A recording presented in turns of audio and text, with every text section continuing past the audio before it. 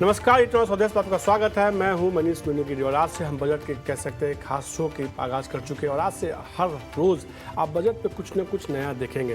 वैसे तो लगातार बीते 10 दिनों से आप देख रहे हैं कि बजट पे हम इतना स्वदेश पे एक से बढ़कर एक एक्सक्लूसिव खबरें आपको बता रहे हैं, लेकिन आज से कमाई के कई सारे मौके आपको बताए जाएंगे क्योंकि बजट आ रहा है। कुछ दिनों का बात है, बजट आने में कुछ दिन बचे हुए हैं, तो कहीं ना कहीं एक बड़ा ट्रिगर है। कह सकते हैं कि बिजनेस वर्ल्ड की सबसे बड़ी घटना होती है और इसका असर न केवल कुछ स्टॉक्स पे बल्कि बहुत सारे सेक्टर्स पे होता है। आम आदमी की ज़िंदगी के साथ साथ बहुत सारी कंपनियों पर भी इसका असर होता है।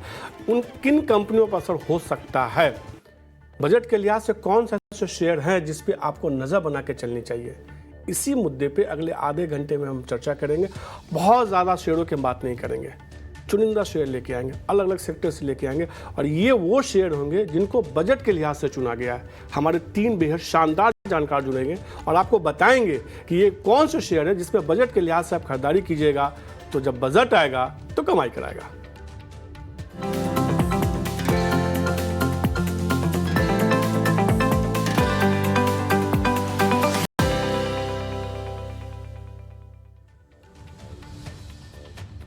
तो बजट आएगा कमाई कराएगा, बिना देरी किए इसको शुरू करते हैं क्योंकि हमारे साथ 2 जानकार जुड़ चुके हैं। 3 जानकार होंगे लेकिन 2 जुड़ चुके हैं।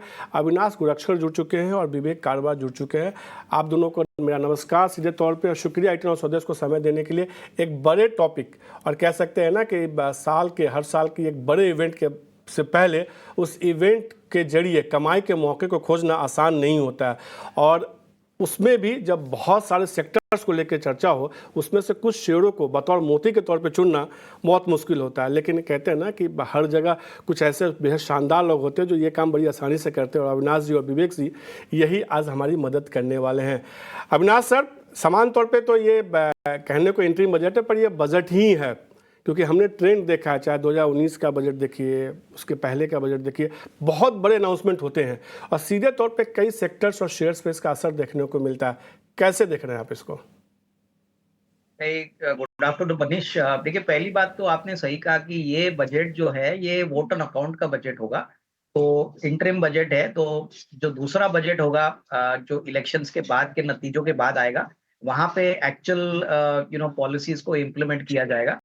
बट एक बात तो क्लियर है कि जो इंटरिम बजट भी आएगा उसमें जो अनाउंसमेंट्स गवर्नमेंट करेगी, उसमें एक बात तो क्लियर है कि जो सेक्टर्स फोकस में रहेंगे वो ऑब्वियसली ऐसे सेक्टर्स रहेंगे जहां पे मार्केट्स बहुत क्लोजली वॉच करेगा, क्योंकि इलेक्शन के बाद जब नई गवर्नमेंट आएगी तभी वो पूरे उन डिसीजंस को और इन पॉलिसीज को इम्प्लीमेंट करेगा। तो इंटरिम बजट उस पॉइंट ऑफ व्यू से काफी इंपॉर्टेंट है क्योंकि मार्केट को काफी अच्छे सिग्नल्स पहले से ही पता चलेंगे और मार्केट में यही सिग्नल्स आपको शेयर के प्राइसेस में खरीदने में मौके देंगे। तो मुझे लग रहा है कि इंटरिम बजट भले ही कोई डिसेसिव बजट ना हो, लेकिन ट्रेंड्स कौन से सेक्टर में इन गवर्नमेंट सीरियस है, कितना पैसा लगाएगी और कितना फोकस्ड है उस सेक्टर पे, वो हमको जानने में काफी मदद मिलेगी। तो उस पॉइंट ऑफ व्यू से जो इंटरिम बजट आएगा मनीष, वो इन्वेस्टर्स के लिए, एनालिस्ट के लिए बहुत एक रोड मैप आगे के लिए तैयार करेगा। स्वदेश तो इसको इंटरिम नहीं बजट ही मान के चल रहा है क्योंकि कई सारे बड़े अनाउंसमेंट आ सकते हैं और लगातार इतना स्वदेश पे हम एक्सक्लूसिव खबर तमाम बता रहे हैं। और हमारे साथ एक और जानकार राहुल शाह भी जुड़ चुके हैं। राहुल, शुक्रिया और नमस्कार इतना स्वदेश को समय देने के लिए। बिना देरी किए स्टॉक्स की शुरुआत करते हैं क्योंकि हमारे तमाम दर्शक इंतजार करें कौन से शेयर हैं जो बताएगा कि बजट आएगा तो कमाई करेगा। विवेक, शुरुआत आपके साथ ही करते हैं, तैयारी पूरी है? कौन सा शेयर पहला बताएंगे हमारे दर्शकों के लिए जिसमें आपको लगता है कि बजट के लिहाज से तो यहाँ कमाई का मौका बनता है? गुड मॉर्निंग सभी को। देखिए, पहली चीज तो रादर गुड आफ्टरनून। पहली चीज तो देखिए, जैसे अविनाश ने कभी कहा था ये इंटरिम बजट या वोट ऑन अकाउंट ही होने वाला है, लेकिन इसमें क्या है कि एक इंटेंशन जो सरकार का होता है वो पता चल जाता है कि आगे चल के ये लोग क्या करने वाले हैं। और ये बजट पिक खाली इस बजट के लिए नहीं, क्योंकि ये तो इंटरिम ही है। मैं तो बोल रहा हूँ कि अगले बजट तक जो फुल फ्लेश बजट आएगा जून में, वहां तक आप इसको देख सकते हो। तो मेरा पहला पिक रहेगा, एक इंटरेस्टिंग स्पेस है ये और इसमें कई कई सेक्टर्स आ रहे हैं एक ही कंपनी के अंदर। ये है KCP limited. In fact VIP segment में मैंने एक बार इसको रेकमेंड भी किया हुआ था करीबन 140 रुपए में, लेकिन आज अभी बात करते करते ये काफी बढ़ चुका है ऑलरेडी, 180 के ऊपर अभी चल रहा है। मुझे लगता है कि ये आपको 200 के ऊपर भी दिखाएगा शॉर्ट टर्म में।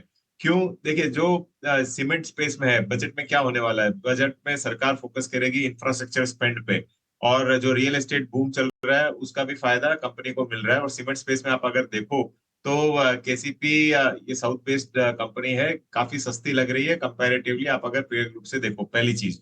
दूसरी चीज, इस कंपनी में आपको होटल बिजनेस भी मिल रहा है जो ट्रैवल एंड टूरिज्म से रिलेटेड है। अभी लक्षद्वीप में क्या हुआ है हम सबने देखा है। तो ट्रैवल एंड टूरिज्म भी इस कंपनी के अंदर है और एनर्जी बिजनेस भी है।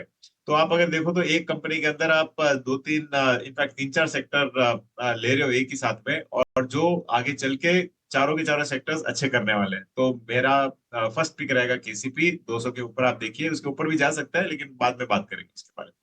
तो सीधे तौर पे फिलहाल के लिए तो खरीदारी करने की सलाह 200 के लक्ष्य के साथ है। हालांकि विवेक ने ये कह दिया कि 200 के ऊपर भी जाएगा, तो बाद में इस पर बात करेंगे।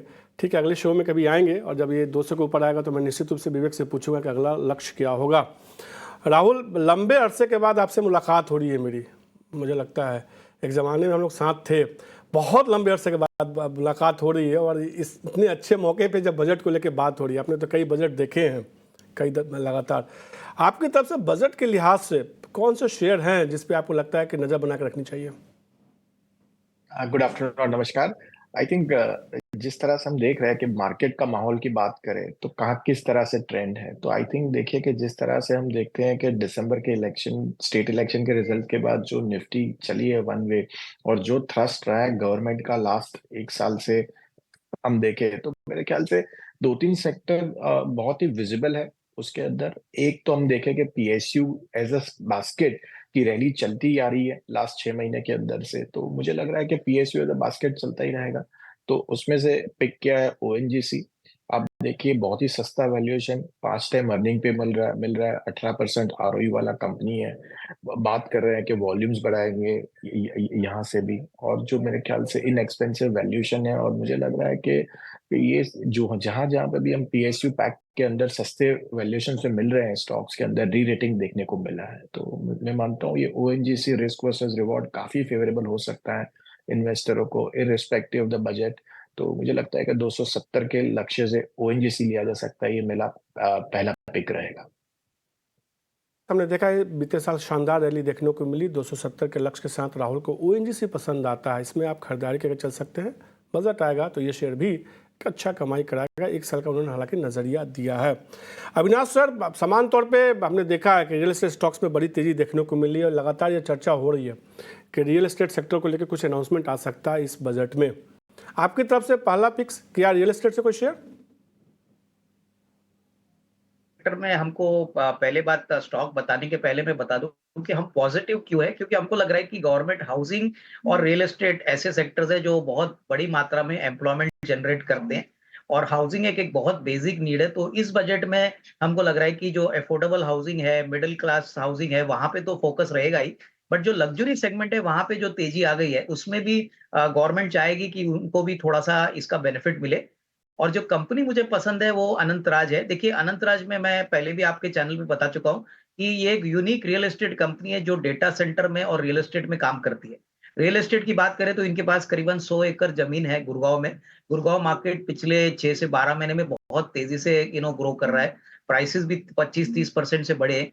और इनका जो बिजनेस मॉडल है, यहाँ पे हमने देखा है कि ये ज्यादातर विलास, बंगलोज और प्लॉट्स बेचते हैं, तो इनके लिए काफी अच्छी बात है कि सारे एवेन्यूज से रेवेन्यू आ जाता है। डेटा सेंटर की बात करें मनीष, तो ये बहुत यूनिक बिजनेस है। इनफैक्ट अभी सनराइज सेक्टर माना जाता है। करीबन 300 मेगावाट की कैपेसिटी तो अभी उन्होंने ऑलरेडी लगाई है। करीबन 24 मेगावाट मार्च से ऑपरेशनल हो चुकी है, और हमको लग रहा है कि इस साल कम से कम 230-235 करोड़ का प्रॉफिट आएगा, जो पिछले साल 150 करोड़ था। और अगले साल दैट इज FY25 की बात करें तो 350 करोड़ का प्रॉफिट आने की अपेक्षा है। तो ये बहुत ही स्ट्रॉन्ग ग्रोथ है।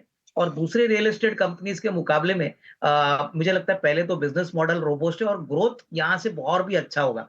तो करीबन 375 का पहला टारगेट लेके 318-19 जो भाव चल रहा है, इसको खरीदने का मौका समझ लीजिए। तीसरा क्वार्टर काफी स्ट्रांग होगा, लेकिन आने वाला साल भी इससे काफी अच्छा होगा। तो ये डेफिनेटली एक पोर्टफोलियो पिक रहेगा, तो यहाँ पे जरूर थोड़ा निवेश करने की सलाह रहेगी।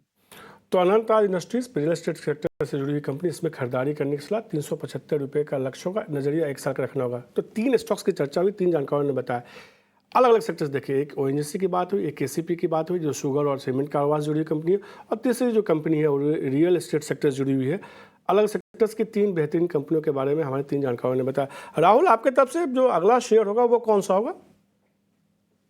तो मेरे ख्याल से जिस तरह से हम सेटअप देख रहे हैं तो ऑब्वियसली एक पीएनबी हाउसिंग मेरा दूसरा पिक रहेगा।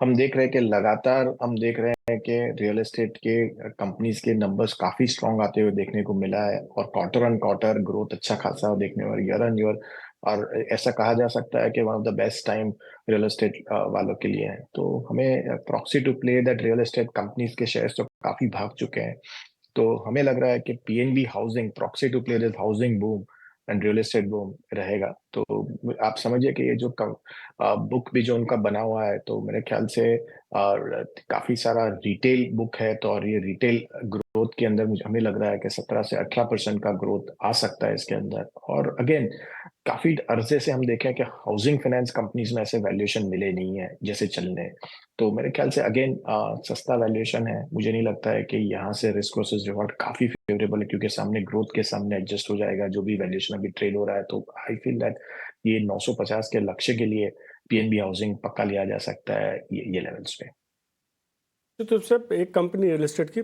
जिसमें खरीदारी करने की सलाह, और एक ऐसी कंपनी जो घर बनाती है उसमें खरीदारी करने की सलाह दी है अविनाश ने, अनंता इंडस्ट्रीज। और घरों के खरीदने के लिए आपको लोन चाहिए तो हाउसिंग लोन से जुड़ी कंपनी पीएनबी हाउसिंग फाइनेंस में खरीदारी करने की राहुल ने सलाह दी है। आप उसमें खरीदारी करके चल सकते हैं। 960 रुपये तक का लक्ष्य देखने को मिल सकता है। विवेक, इससे जुड़ा हुआ कोई सेक्टर इसके साथ, या किसी और सेक्टर की आप बात कर रहे हैं आप? ओके, मैं तो दूसरी कंपनी बोलने वाला था, लेकिन एक मेरा तीसरा पिक पहले बोल देता हूं मैं। ये देखिए, हमने कई बार बात किया हुआ है, और ईटी स्वदेश पे तो मैं 5.5 से बात कर रहा हूँ। ये है नेस्को। अब आप अगर देखो तो ये काफी बढ़ के अभी 980 के आजू बाजू चल रहा है, और मुझे लगता है कि इसको आपको लेना चाहिए 1000 के ऊपर के टारगेट के लिए।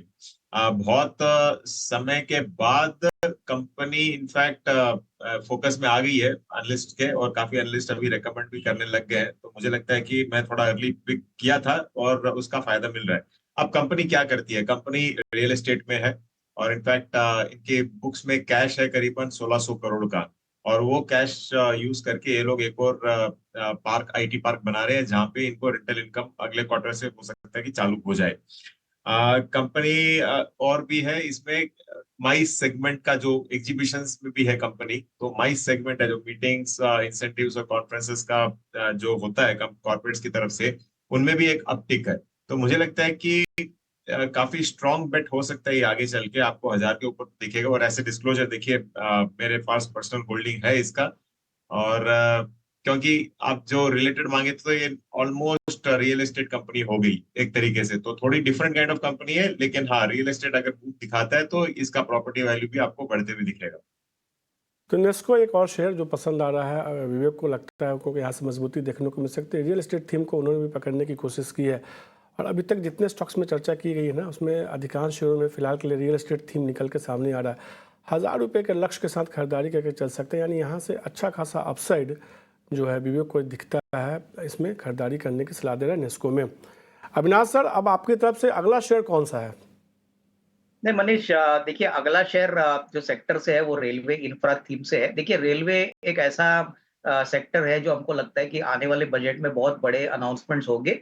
ऑलरेडी रेलवे मिनिस्ट्री से यहाँ एक रिपोर्ट्स आ रही है कि करीबन 2-2.5 लाख करोड़ का बजट रेलवे रोलिंग स्टॉक के ऊपर, रेलवे वैगन के ऊपर और प्लस रेलवे प्लेटफॉर्म्स के ऊपर खर्चा किया जाएगा। हालांकि ये अगले 3-4 साल का बजट है, लेकिन हमारा मानना है कि वैगन कंपनीज में टेक्समैको रेल हमको काफी पसंद है। देखिए इस कंपनी की ऑर्डर बुक करीबन 3000 करोड़ के ऊपर है। इन्होंने अभी रिसेंटली एक क्यूआईपी किया था 138 रुपए में, 750 करोड़ इन्होंने रेज किए हैं। सबसे बड़ी बात मुझे लगता है कि वैगन के कंपनीज में गिने चुने प्लेयर्स है, जैसे कि बीएमएल हो गया, जुपिटर वैगन हो गया, टिटागर वैगन और टेक्समैको रेल। तो सप्लाई साइड में अभी बहुत बड़ी गैप है और डिमांड काफी जोरों से बढ़ रही है।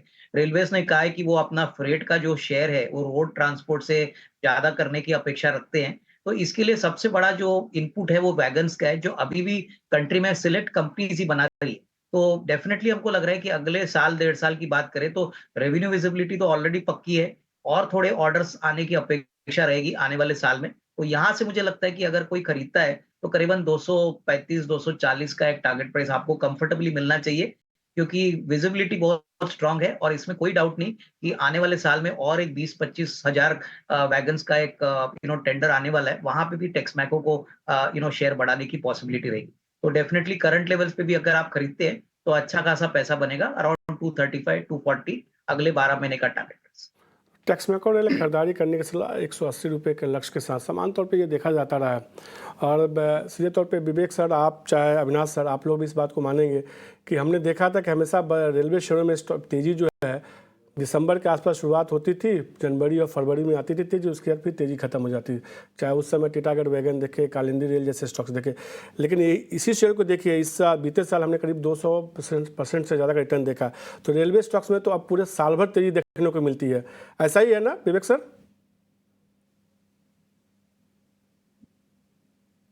सॉरी, मेरे से पूछ रहे हैं आप? जी जी। हाँ, नहीं देखिए, जब रेलवे बजट अलग से हुआ करता था तब काफी इनफैक्ट इन्वेस्टर्स नुकसान करते थे उसमें, क्योंकि प्री बजट रैली के लिए वो लोग लेते थे और फिर पोस्ट बजट उसमें फंसते थे। लेकिन पहली बार ऐसा हुआ है कि जो सरकार का फोकस है रेलवे इंफ्रास्ट्रक्चर को डेवलप करने में, बहुत ही मतलब एकदम कॉन्सेंट्रेटेड फोकस है। इसके कारण आगे चल के भी ये रेलवेज और डिफेंस तो एक ऐसा सेक्टर है जहाँ पे सरकार यहाँ से भी आपको हो सकता है कि अगले बजट में वापस कई लाख करोड़ अनाउंसमेंट करे। तो डेफिनेटली लॉन्ग टर्म बेट के लिए दोनों ही अच्छे हैं। एक चीज़ और मुझे पूछना है रेलवे स्टॉक्स को लेकर, क्योंकि हमने बीते साल बहुत अच्छी रैली देखी है और आपके पास तो 2 दशक से ज़्यादा का अनुभव है बजट को कवरेज करने का। हमने देखा है कि रेलवे स्टॉक्स में एक ट्रेंड जो है, जैसा कि मैंने बताया कि 3 महीने की तेज़ी, उसके बाद पूरे साल भर गिरावट देखने को मिलती थी। अब ये ट्रेंड बदल गया है। मुझे 30 सेकंड में बताइए मेरे दर्शकों कि ये ट्रेंड बदला क्यों, क्योंकि कई सारे दर्शकों ने ये सवाल पूछा है हमसे रेलवे स्टॉक्स को लेकर।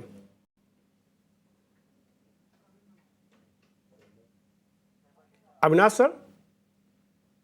देखिए मनीष, मुझे लग रहा है कि रेलवे स्टॉक्स में तेजी इसलिए आ गई है क्योंकि अभी रेल मिनिस्ट्री जो है वो बहुत एग्रेसिव हो चुकी है। देखिए, अगर हम रेलवे मिनिस्टर की बात करें तो हाल ही में उन्होंने कहा है कि वो रेलवेज को बहुत ही प्रोडक्टिव और एफिशिएंट बनाना चाहते हैं। और क्लियरली जो रेलवे का एक पिक्चर था 10 साल पहले का और अभी का जो पिक्चर है, उन्होंने क्लियरली कहा है कि मोदी जी ने क्लियरली कहा है कि रेल फ्रेट एक टॉप प्रायोरिटी है। कार्गो लॉजिस्टिक की बात करें, दूसरे नए कार्गो की बात करें, तो वो अपना शेयर एग्रेसिवली बढ़ाना चाहते और एक सस्टेनेबल मॉडल बनाना चाहते। तो इसलिए रेल इंफ्रा के ऊपर बहुत बड़ा फोकस है गवर्नमेंट का, नॉट ओनली रेलवे प्लेटफॉर्म्स पे, रेलवे इंटरनेट कनेक्टिविटी पे, रेलवे वैगन्स पे, रोलिंग स्टॉक पे। तो ये बहुत बड़ी अपॉर्चुनिटी है और मुझे लग रहा है कि जैसे विवेक जी ने कहा कि पहले तो सिर्फ प्री बजट के टाइम पे लोग रेलवे के स्टॉक्स खरीदते थे, उसके बाद पोस्ट बजट में बेचते थे। तो ये ऐसा अभी माहौल नहीं है। अभी सस्टेनेबल मॉडल है, इन कंपनीज के पास कम से कम 1.5-2 साल की ऑर्डर बुक है। तो ये सब दिखलाता है कि गवर्नमेंट भी काफी सीरियस है और ऑब्वियसली इसका बेनिफिट सारे रेलवे इंफ्रा कंपनीज को मिलेगा। निश्चित रूप से, और यही एक ट्रेंड है जिस तरीके से सरकार ने रेलवे पर खर्च बढ़ाया, लगातार बढ़ा रही है, उसका ये असर हो रहा है कि रेलवे स्टॉक्स अब लगातार तेज़ी दिखा रहे हैं। केवल कुछ महीनों की तेज़ी और फिर हमेशा के लिए मंदी, कुछ महीनों की लंबी अवधि के लिए मंदी, वैसा ट्रेंड अब देखने को नहीं मिला। राहुल, आपकी तरफ से आपने 2 इक्के बता दिए, तीसरा इक्का बताओ शेयर कौन सा होगा? तो तीसरा रहेगा हमारा लार्ज कैप स्टॉक जो रहेगा वो अल्ट्राटेक। हम देखें कि सीमेंट की बातें कर चुके हैं, हम देख रहे हैं कि गवर्नमेंट का थ्रस्ट देख रहे हैं इंफ्रास्ट्रक्चर। अब देखें तो लास्ट 1-1.5 साल के अंदर पूरा थ्रस्ट रहा है इंफ्रास्ट्रक्चर, हाउसिंग फॉर ऑल, तो उसे हाउसिंग के ऊपर थ्रस्ट रहेगा। और तीसरा जो हम आगे भी बात कर चुके हैं वो रियल एस्टेट के डिमांड जो हम देखते आए हुए हैं। तो तीनों चीजों के लिए सीमेंट लगेगा। तो मेरे ख्याल से अल्ट्राटेक सीमेंट बहुत ही अच्छा प्लेयर है। और ये केशोराम के एडिशन के बाद हमें लग रहा है कि जिस तरह से कंसोलिडेशन हो रहा है इंडस्ट्री में, और उनका साउथ में और महाराष्ट्र में अच्छी प्रेजेंस रह जाएगी। सेकेंडली, हमें लग रहा है कि जिस तरह से मैनेजमेंट का गाइडेंस है कि 158 से जो सीमेंट की कैपेसिटी बढ़ाने की जो बात चल रही है, तो आने वाले नेक्स्ट 3 से 4 सालों के अंदर भी अच्छी खासी रहेगी। तो मानते हुए कि जिस तरह से सेटअप है, जिस तरह से वैल्यूएशन पे ट्रेड हो रहा है, और जिस तरह से हम सीमेंट पे ओवरऑल डिमांड ड्रिवन मार्केट देखने को मिल रहा है फ्रॉम सप्लाई ड्रिवन साइड बहुत टाइम के बाद, तो मुझे लग रहा है कि इस 12,000 के लक्ष्य के लिए अल्ट्राटेक डेफिनेटली ये एक बजट थीम या ओवरऑल लॉन्गर टर्म पर्सपेक्टिव के हिसाब से भी, इंडिया स्टोरी के हिसाब से किया जा सकता है। के तौर पे अल्ट्राटेक सीमेंट राहुल की तरफ से तीसरा शेयर जो उनको पसंद आ रहा है, यहाँ से मजबूती देखने को मिल सकती है। 12,000 रुपये तक का लक्ष्य देखने को मिल सकता है। एक साथ तीनों गेस्ट को सामने लाइए स्क्रीन पे। सीधे तौर पे अविनाश सर, विवेक, राहुल, आप लोगों ने लगता है आपस में पहले बातचीत तो नहीं की कि एक थीम को पकड़ते हैं, सबसे पहले सीमेंट खरीदते हैं, फिर घर बनवाते हैं, फिर जो लोन के जरिए जो है उसको बेचने की कोशिश करते हैं। एक थीम आ गया अल्ट्राटेक सीमेंट, फिर हमने अनंतराज की बात कर ली, नेस्को की बात कर दी, पीएनबी हाउसिंग हो गई। ऐसा तो कुछ नहीं हुआ है सर?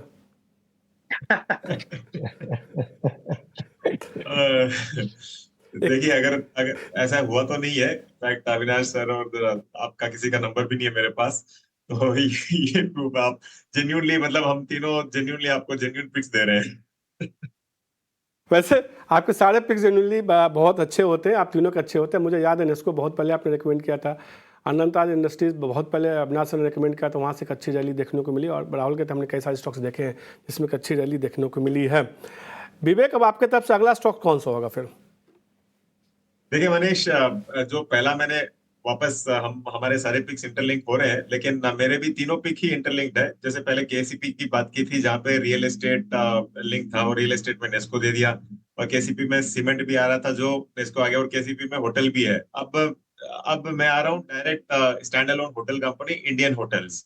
देखिए, कंपनी ताज, विवांता और जिंजर जो प्रॉपर्टीज है उसको चलाती है, और जो फोकस आगे चल के सरकार ट्रैवल पे करने वाले, देखिए जो सरकार को फॉरेक्स का रेवेन्यू चाहिए, बहुत क्लियर है ये लोग कि यहाँ पे इंडिया में टूरिज्म आपको बढ़ाना है। तो जैसे जैसे टूरिज्म बढ़ेगा, और इनफैक्ट आप कोई भी प्रॉपर्टीज में आप अभी भी रूम बुकिंग के लिए आप कोशिश कर लो, आपको दिखेगा कि ज्यादातर प्रॉपर्टीज फुल जा रही है। इंडियन होटल्स के पास करीबन 72,000 रूम्स रहेंगे आज के दिन, और करीबन 80 एक प्रॉपर्टी इन दी पाइपलाइन है। तो आगे चल के दिख रहा है कि जैसे जैसे टूरिज्म बढ़ेगा, ये लोग अब तो लक्षद्वीप में भी आने वाले हैं। ज्यादातर होटल्स ने और फ्लाइट्स ने भी अनाउंसमेंट भी दे दिया है। कंपनी डेट घटाती जा रही है, तो आगे चल के डेट फ्री हो जाएगी। और जिस हिसाब से जा रहा है सब कुछ, आई थिंक दिग्गज कंपनी है होटल स्पेस में, आपको इसको लेना चाहिए। ये आपको 500 के ऊपर दिखा देगा। में खरीदारी करने की सलाह ये 501 शगुन का नंबर दिया है क्या आपने जानबूझ के? हाँ, एक्चुअली मैंने एक जानबूझ के जोड़ा था उसमें। लक्षद्वीप कब जा रहे हैं आप दोनों, ये बताइए। देखिए, मैं आज बैठ के प्लान कर रहा हूँ अंडमान का, नेक्स्ट लक्षद्वीप टारगेट है। अविनाश सर? अभी तो छुट्टियां आने वाले के लिए थोड़ा समय है मनीष, क्योंकि बच्चों का एग्जाम है, तो शायद उसके बाद सोचेंगे। मैं कुछ एक्सटेंडेड वीकेंड का लिस्ट आपको सर भेज दूंगा, जो कब कब छुट्टियां हैं, मार्केट कब बंद है। हम लोगों ने लिस्ट बनाते हैं साल भर के लिए, कब कब छुट्टियां ले सकते हैं। राहुल को ये पता होगा, जब आप मीडिया में नौकरी कर रहे होते हैं ना, बिजनेस चैनल में, तो आप ऐसा करते हैं क्या राहुल? सही बात है? एकदम सही बात है, एकदम सही बात है। आप कब जा रहे हैं लक्षद्वीप? जाना तो पड़ेगा ही। अभी इस तरह से जैसे हम बात कर रहे हैं, तो मैं प्लानिंग करेंगे। मार्च और अप्रैल में काफी सारे छुट्टियां आती है जैसे आप बता रहे हो, तो तभी एक लॉन्ग एक्सटेंडेड वीकेंड पे जाएंगे। देखिए, राहुल ने लिस्ट बना ली पहले। मैं बता ना, जिन्होंने मीडिया में काम किया ना बिजनेस चैनल में, उनको पता है कि लिस्ट कैसे बनानी है। साल के शुरुआत में बीएससी पे जैसे हॉलीडे की लिस्ट आती है, वो सबसे पहला काम यही करते हैं। अब आखिरी शेयर आपके तरफ से अविनाश सर कौन सा होगा? आखिरी शेयर मेरा भी लार्ज कैप में से है, और जो कंपनी मुझे पसंद है वो ऑटो का मेजर है, टाटा मोटर्स। देखिए, टाटा मोटर्स में अगर हम देखें तो सारे जो ग्रोथ इंजन्स है, वो सारे इंजन्स पूरी तरह से काफी स्ट्रांगली पोजीशन्ड है। अगर हम कमर्शियल व्हीकल्स की बात करें, पैसेंजर कार्स की बात करें, बोथ जो पेट्रोल डीजल की as well as electric vehicle की बात करें, तो टाटा मोटर्स डोमेस्टिक मार्केट में बहुत ही बेहतरीन तरीके से काम कर रहा है। प्लस इंटरनेशनल बिजनेस जो उनका जेएलआर का बिजनेस है, बहुत समय के बाद अभी बहुत अच्छी तरह से तेजी में चल रहा है।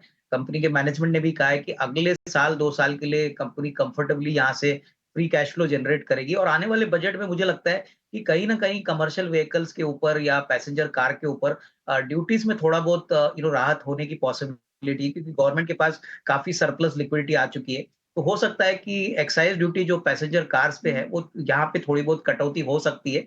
ओवरऑल मुझे लग रहा है कि अगर किसी का नजरिया 12 महीना है, तो 1050 1060 का एक टारगेट प्राइस कंफर्टेबली पॉसिबल है, क्योंकि जो ग्रोथ लीवर्स है वो अभी काफी वेल पोजीशन्ड है। और टाटा मोटर्स में मुझे लगता है अगर दूसरे ऑटो कंपनीज के कंपैरिजन में अगर देखें, तो valuation relative point of terms में भी काफी अट्रैक्टिव लग रहे हैं। तो टाटा मोटर्स जरूर इस लेवल पे, या थोड़ा सा अगर मार्केट करेक्ट भी होता है, तो इसको खरीदने का मौका समझना चाहिए।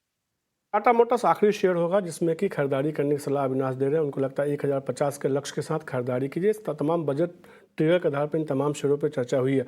हमारे तीनों जानकारों ने कह सकते 3-3 निक्के यानी कि 9 रत्न बताएं, 9 शेयर बताएं, बेहतरीन 9 शेयर बताएं। आप इसमें से जो शेयर आपको पसंद है आप उसको अपने पोर्टफोलियो में शामिल कीजिए और बजट के लिहाज से एक अच्छी कमाई आपको देखने को मिल सकती है। अविनाश सर, विवेक और राहुल, आप तीनों का शुक्रिया 89 स्वदेश को समय देने के लिए और तमाम स्टॉक्स पे विस्तार से चर्चा करने के लिए, हमारे दर्शकों के लिए 9 रत्न शेयर बताने के लिए। 9 शेयरों का जो आपने बनाया एक पोर्टफोलियो, एक बेहद शानदार पोर्टफोलियो बनाया अलग सेक्टर से तमाम कंपनियों के बारे में। आप तीनों का बहुत शुक्रिया। तो आप देख रहे थे बजट पे ये खास कवरेज, हमने तमाम स्टॉक्स पे चर्चा की जिसमें अनंतराज इंडस्ट्रीज से लेकर टेक्स मैक्रोरेल, टाटा मोटर जैसे, अल्ट्राटेक सीमेंट जैसे तमाम स्टॉक्स पर चर्चा की है। बजट आने में बस कुछ दिन बचे हुए हैं और लगातार 89 स्वदेश आपको एक से बढ़कर एक बजट से जुड़े हुए शो दिखाता रहेगा। लगातार देखते रहिए 89 स्वदेश। मुझे दीजिए इजाज़त, नमस्कार।